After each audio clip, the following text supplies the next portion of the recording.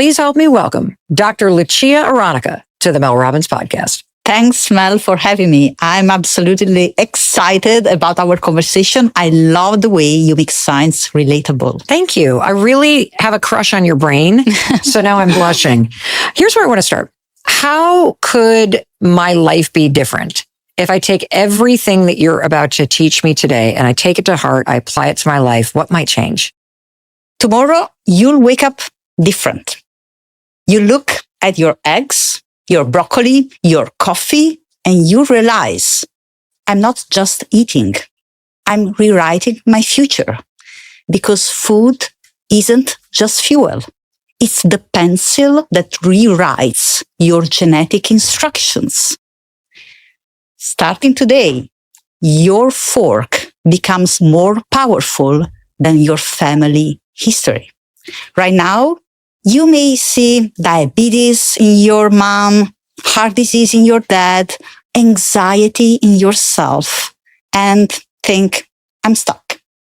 That's just my genes.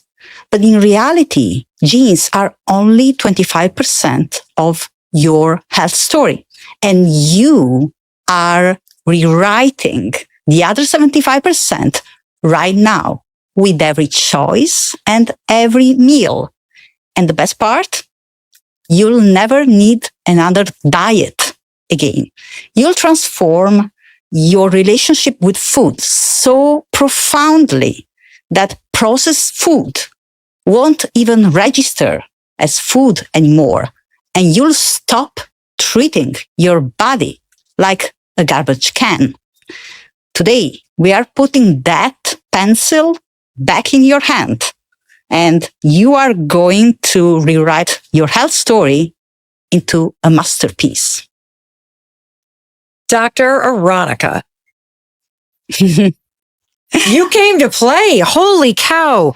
You will see the fork as the pencil to rewrite your future. You will be able to use food to change 75% of what determines your health.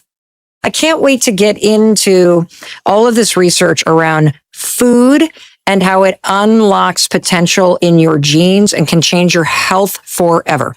So you are an epigenetics scientist. What is epigenetics and why should we be as excited about it as you are about what you're about to teach us?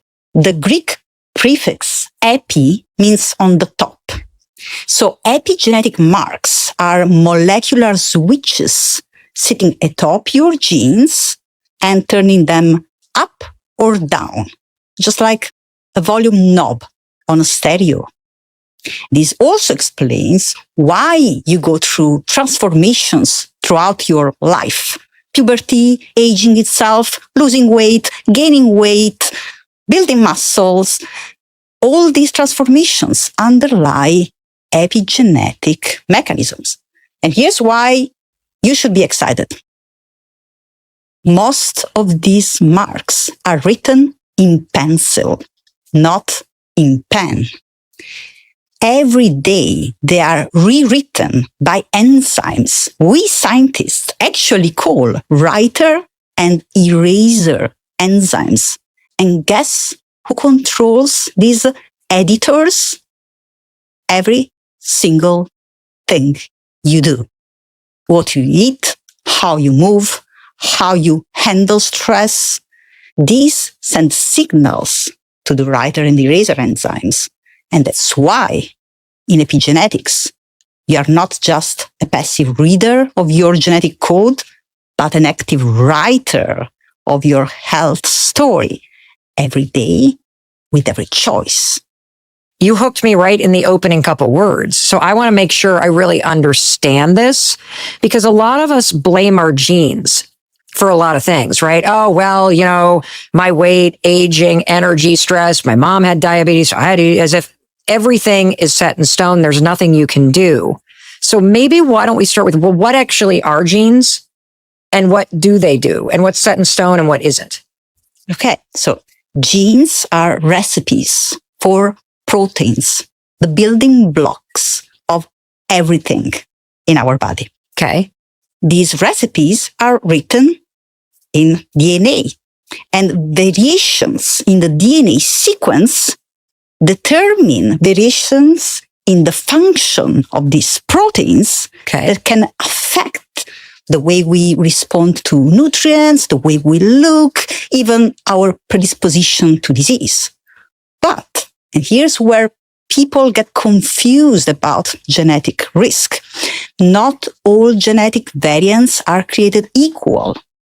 You hear people say, genes load the gun and lifestyle pulls the trigger. And here's where epigenetics comes in. A landmark study published in 2016 in the New England Journal of Medicine. That's a good one. That's a very good one. Showed the power of lifestyle over genes. So 55,000 people with an increased risk of genetic risk for heart disease. If they had a good lifestyle, so healthy food, exercise regularly, no smoking, they cut their risk in half. And those with good genes, but a bad lifestyle, got heart disease anyway. So really, the genetic risk is written in pencil, and you hold the pencil and the eraser too. This is so exciting. And it's also a little confronting because if you're the kind of person that was like, well, you know, heart disease runs in my family, that doesn't mean that's not true. But Dr. Aronica is here to say, hey, I have the research, and you just said it. This tendency in your family for these things to happen to people that you're related to does not determine your destiny. That in almost every single instance, you hold the pencil, and based on the changes that we're going to talk about today, these changes are so powerful that they can activate a different destiny for you moving forward. You got it. Wow. This is so cool. What would you say to somebody who has just struggled, for example, for a really long time to lose weight or to feel good or to not feel so anxious or depressed or whatever, and they're skeptical because just nothing's worked for them? I would say you're not stuck. You are just holding the wrong pencil. Oof. Maybe you think you have tried everything, but here's what I want you to know. Every time you went on a yo-yo diet, so you lost weight and gained it back, your cells created what we call an epigenetic memory of weight gain. So it's like a problematic software update. The genes that keep you lean, like those that burn fat, get turned down. Well, because we don't need them because we're not doing anything, right? Exactly. And the one that make you fat, the inflammatory genes, wake up. And so your fat cells literally remember being fat and fight to get back to that new normal. That's why it's so easy to gain back weight. But there's hope. At Stanford, we showed that if you lose weight and you keep it off for 6 months, actually your fat cells unlearn that memory. They start the process of erasing that memory. So turning up the genes that burn fat and down the inflammatory genes. Now, I know what you're thinking.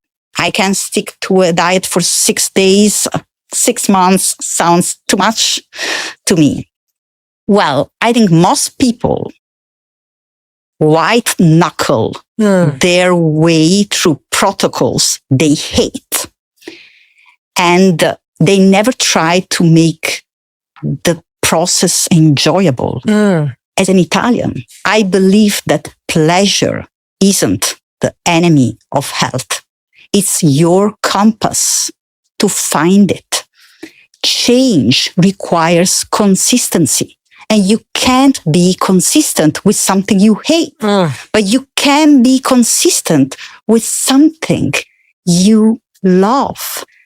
And in Italy, when we eat, we take our time, we share conversations, we sip a glass of wine, we activate multiple pleasure pathways, and health becomes as natural as breathing. So here's what I want you to do. I want you to not just eliminate processed food, but replace it with something you genuinely love.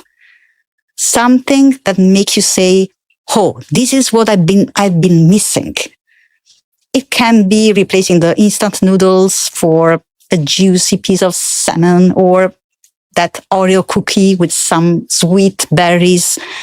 Just find your own version of pleasure. In 6 months, your fat cells won't just forget they were fat, they will remember what it really feels like to be joyfully healthy. I just got something. Oh my gosh. Okay, so I have made health my number one goal this year. And I've been listening to all the experts that come on this podcast. I not only am interviewing people, but I am absorbing all of this. And so I've been focusing on resistance training. I've been focusing on whole foods. I've been prioritizing high quality protein, really changing lifestyle. I can't believe over the last 6 months to a year, I feel like a different person from the inside out. And you just explained why. Because by changing these lifestyle levers that really do change the way your genes express, you are changing yourself from the inside out. Exactly. These aren't just healthy habits. They are cellular signals. Cellular signals to a different life. This is so cool. Why did you want to get in, and how did you get into this? I'd never even heard of epigenetics until like a year ago. 2 things. Okay. Tradition and tragedy. Oh. Tradition, growing up in an Italian kitchen, food has always been medicine to me. Yes. In Italy, food isn't just fuel, it's connection, tradition, and pleasure. And then through my work, I then discovered the molecular mechanisms behind this, really showing that food is the pencil that rewrites our genetic instructions. And then a tragedy. I lost my father when I was 14. He was a dedicated physician, always putting his patients first, calm, strong. And watching him fade away, I decided I wanted to continue his legacy of helping people heal.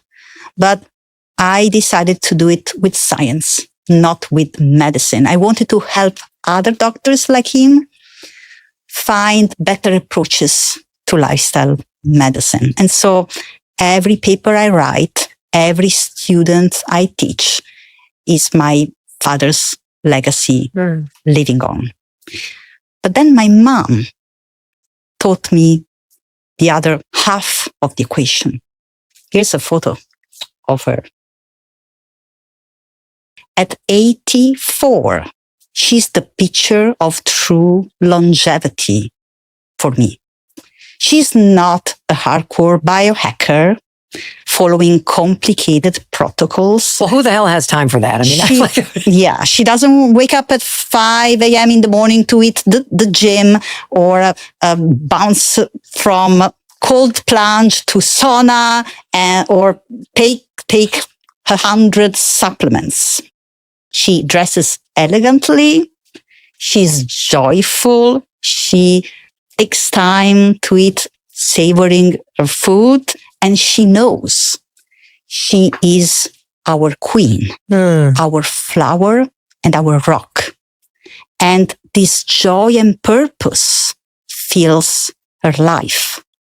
She embodies something that many longevity gurus forget. Aging isn't just biological. It's psychological and social. And pleasure is part of the equation. And that became the foundation of everything I teach. If you're listening, Lucia's mom is wearing this beautiful navy blue dress with a bright red sash, and it's got flowers on it. She's got this beautiful, like red flower necklace at the center of her. She's like vibrant, and her smile is bright, and her eyes are bright. And I can't believe she's 80 in that photo. 84. 84. Let's give her credit for all the years. 84 birthday. Happy birthday. Happy birthday to your mother. You teach a framework at Stanford that is called Eating Your Way to Younger Genes. Let's just start with, what does eating your way to younger genes even mean? Yeah, so I've established the first program and course in nutritional epigenetics at Stanford. And I teach a framework that is called epi-nutrition. Epi-nutrition. Yeah, so how to eat to improve gene expression for a healthier, longer life. Well, you know what I'm going to say to that? I'm going to say, Dr. Aronica, pass me the fork.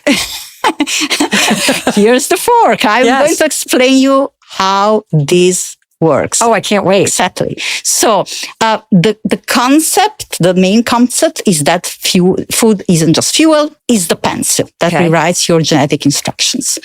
And my favorite example is the queen bee. Have you ever heard of this story? No. Okay. So the queen bee lives 20 times longer than the other bees in the beehive, which are called worker bees. She's also larger and fertile, whereas the workers are sterile. And yet, queen and worker bees are genetically identical. No, they're not. Yes, they are. Wait, queen bees are genetically identical to a worker bee? Yes, same hardware, different software. And what writes the different software? Royal jelly, a substance that the queen larvae eat as they develop. And this works as the epigenetic queen maker. Wow. It turns on the genes that make the queen a queen. Now, what's exciting is that we humans have nutrients that work like our royal jelly. And I call them epi-nutrients. Okay. There are two main categories. The first category, methyl donors. So think of them as the structural material, the ink to write healthy genetic instructions. There are 5 main methyl donors. Okay. Methionine in all protein-rich foods. Okay, so protein. Yeah, protein-rich foods. Then you have folate in green leafy vegetables. Okay. Liver and legumes. And you have B12 from animal protein. Then choline from eggs and liver primarily, and betaine from beets, spinach, quinoa, and shellfish. Without this, your genes literally run out of ink. Then we have the second category. Okay. I call these epi-bioactives. Okay. These are the signals to the writer and eraser enzymes. So these regulate, the epi-bioactives really tell your writer and eraser enzymes what to write and where. So examples of epi-bioactives. We have colorful pigments from colorful fruits and veggies. Okay. Like, for example, think tomatoes, carrots, broccoli, even chocolate and coffee.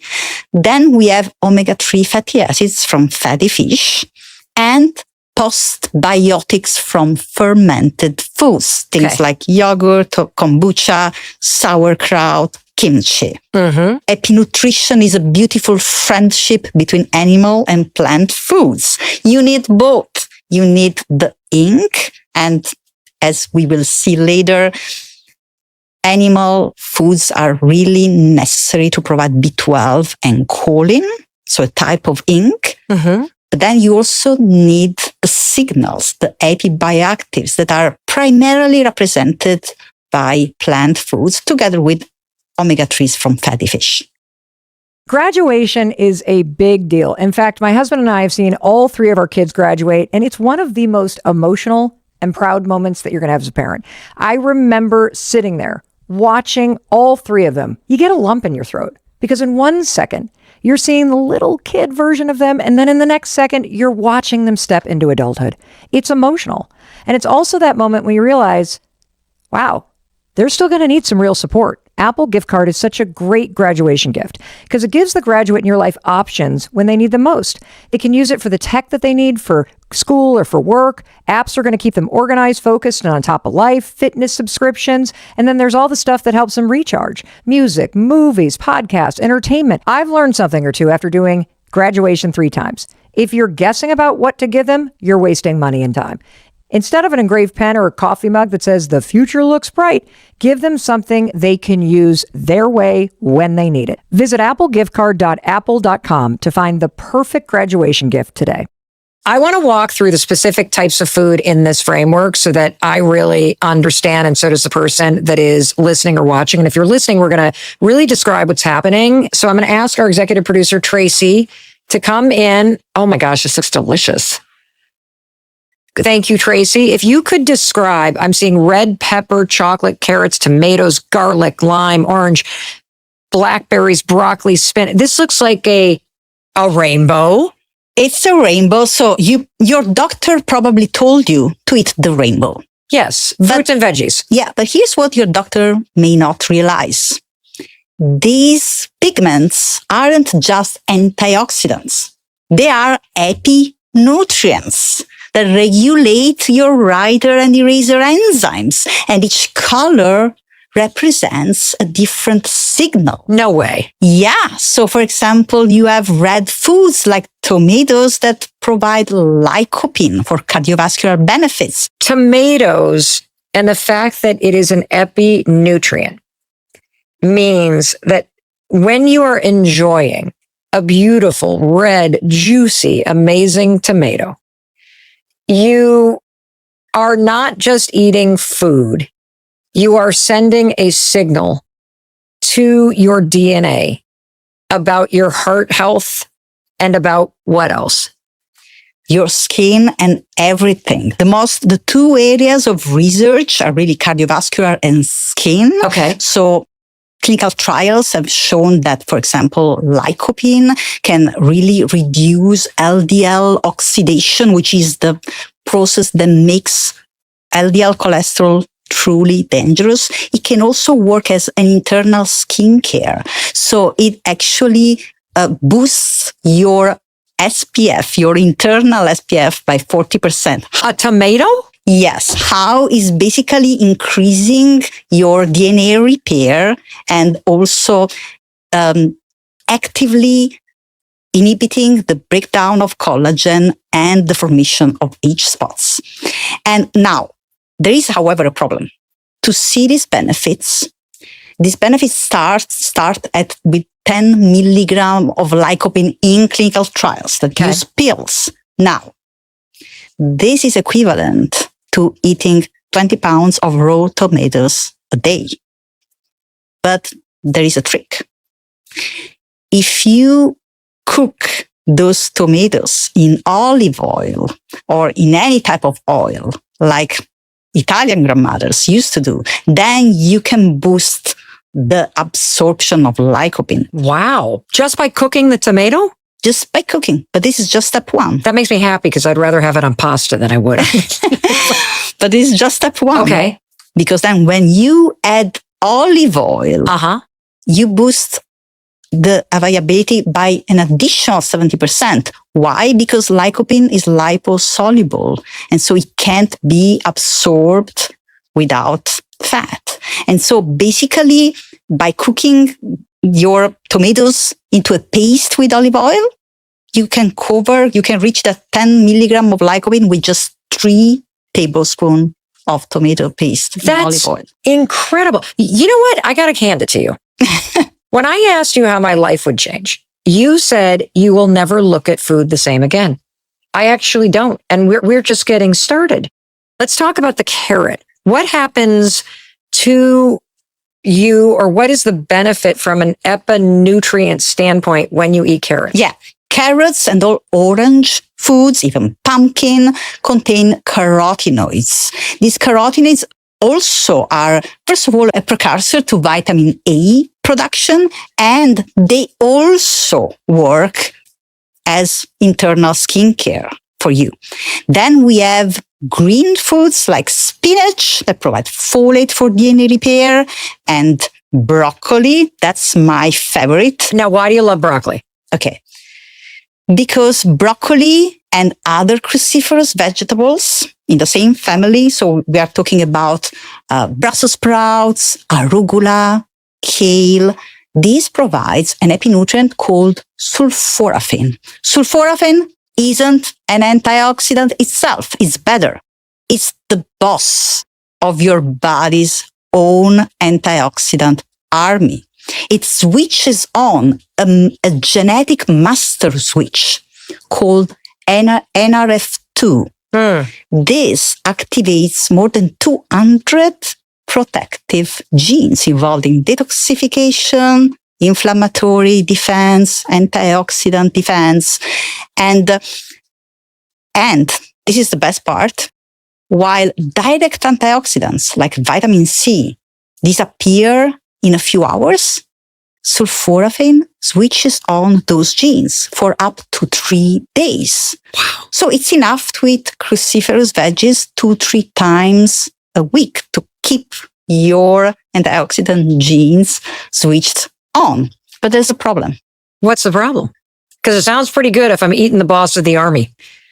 The problem is that there's actually no sulforaphane in this broccoli. Did I buy the wrong kind? You need to chop it or chew it. And here's why. Think of sulforaphane as a glow stick for your genes. Professor is in the house. She's holding a glow stick if you're listening. So those light up tubes you bring at concerts, when you break them, two compound mix, starting a light reaction. And sulforaphane works the same way. When I chew broccoli, it activates the sulforaphane inside the broccoli? Exactly. And this is exactly what happens. A compound called glucoraphanin mixes with an enzyme called myrosinase, and boom, this creates sulforaphane. So the problem is that most people buy frozen broccoli, and frozen broccoli is quickly blanched, so quickly boiled before freezing, and this destroys myrosinase. So no myrosinase, no glow stick reaction, no sulforaphane. Is like buying a broken glow stick. Or they throw broccoli directly into the boiling water. Same problem. Myrosinase dies and you don't get sulforaphane. So that's why I have 3 tricks for broccoli. Okay, so you can rescue. You can cook it the way you're talking about to make sure. You know what I love about this? I will never eat broccoli again without seeing glowy sparkle things all around. It's so amazing to know what's happening. So here are the 3 tricks. For fresh broccoli. Yes. Chop it 40 minutes before cooking. Wait, because during that time, myrosinase catalyzes the reaction and produces more sulforaphane. For frozen broccoli,